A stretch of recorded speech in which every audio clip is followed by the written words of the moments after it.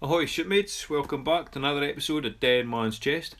Okay, I thought I'd do something a wee bit different. So this week we've got the featured comment of the week. The comment comes from Ashley. So, hi JD, just a quick question. I'm thinking about using Kalk in my auto top up, but unsure about it, and any advice is a help. Thanks and keep up the great vids. So thank you very much first of all for watching my videos. Much appreciated. So in regards to the Kalk, I'll show you what I do. I'm by no means an expert, but this is what I do. This is the system that I've got, and it seems to be working fine. I've got no problems, no issues, and my parameters are staying nice and stable. So I'll share that with you right now. Okay, so first off, I use my auto top up for my Kalkwasser, but I don't actually mix all the Kalkwasser inside my auto top up container. I really don't like doing that because you end up with all the sediment and everything at the bottom, and then should your auto top up pump fall into that sludge, well, all that crap's just going to get pumped straight into your system and potentially cause a lot of harm and a lot of blooming work on your side to try and get everything back to the way it was. So what I do is I've got this container, well, I call it a keg, right? So we'll just, for this video, we'll call it the keg, okay? So I've got this keg, and this keg holds 1 gallon of water. So I add 4 teaspoons, right, into this keg, and then I get a good mix about, and then obviously you've got to wait for all the sediment and everything to settle down. Once it's settled down at the bottom, because this keg's got a tap on it, you can just turn on the tap, you drain off all the clear liquid, the lime water is what you want, and all the sludge gets left behind. So doing it this way is absolutely brilliant. I love it. So here we go, 24 hours later, right, and that's it nice and clear. Still looks a wee bit cloudy, but that's just the residue that's on the side of the glass keg. But all the sediment's on the bottom. So this is the lime water, and this is what you want to use. Now what I do is I drain this, turn the tap on, I'll drain this into another beaker or a container or whatever. I'll then pour that straight into my auto top up, right? Now I'll go in a bit later about the measurements I use. But here you can see I just turn on the tap and let all this liquid run into this container. Now it takes 2 of these vase type things to empty the keg. Like I say, once I've done that, I then pour that straight into my auto top up box. Now my auto top up box that I'm using, right, it's only temporary until I actually get around to actually building a tank or whatever.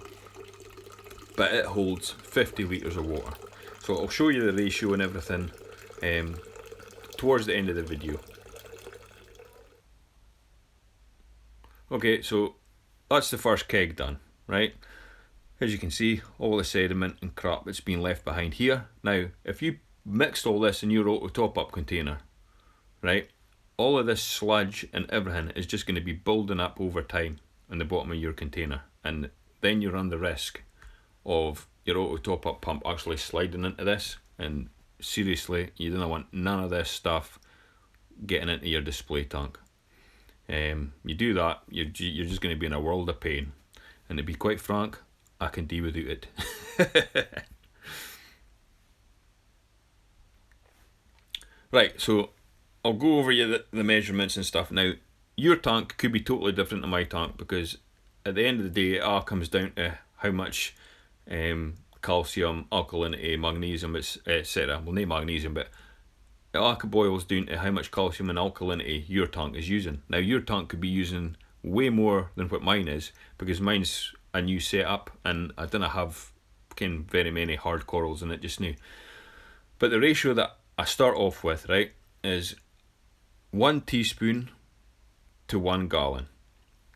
Right, so the container I've got is 50 litres, right, which is 11 UK gallons. The US it's 13.2, but I just thought I'd show you that, right? But I actually use 11 gallons in my auto top up.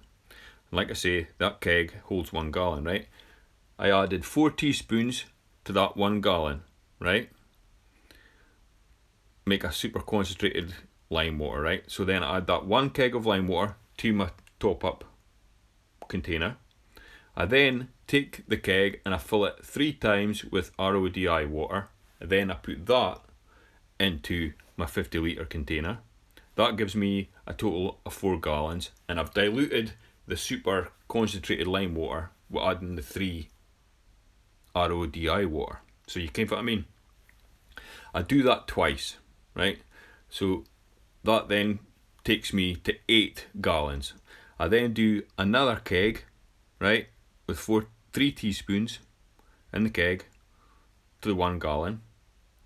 I then add that to the 50 litre container, and then I do 2 kegs of RODI water, and then that gives me 3 gallons, again because it'll dilute it down, right? And then that gives me a total of 11 gallons, which is 50 litres, and that's my auto top up set up with the correct ratio for my tank. Okay, so that's what my tank's running at. Now obviously when I start getting more corals, I'll just increase the amount of Kalkwasser I use, and I want to dilute it as much, sort of thing. But this is the kind of ratio, and this is how it works for me. And when you're using kalk, you're always better to start off low and then just build up. But using it in your RO top up is definitely the way to go, because if you make it too strong, it's easy enough to dilute it. And again, this is it's maybe a wee bit of a pain, but doing it this way. But for me, it's way better than mixing it all in your container, which would be dead simple, right? It would be dead simple to horse an XYZ amount of blooming teaspoons of kalk into my container, mix it all up, leave it to settle, stick my pump in, away you go. But like I said, doing it this way, you just avoid having all that crap build up at the bottom of your RO container. Don't get me wrong, you're still going to get a bit of residue in the bottom of it, but it's nothing compared to what if you do it the other way. Now this is just the way I do it. I'm not saying it's the right way, okay? It's just what I do, okay? If you want to do it, go ahead, do it. If you don't want to do it and you don't like it, it's fair enough, you know what I mean? You just can do whatever you feel is best for yourself at the end of the day. But, yep, so I hope this answers your question, Ashley. And, yep, so that's how I use Kalkwasser, and that's how I'm keeping all the elements in my aquarium parameters spot on just now.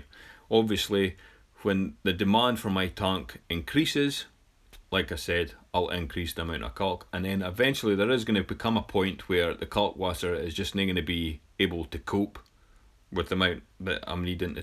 That's when I'm going to switch to like 2-part or a calcium reactor or dosing pumps or whatever. But that's like way down the line. For just now, this is working fine, and this is how I'm doing it. So hopefully that answers a lot of your questions, and yep, so that's pretty much it for this episode. So thanks for watching, and until next time, bye bye.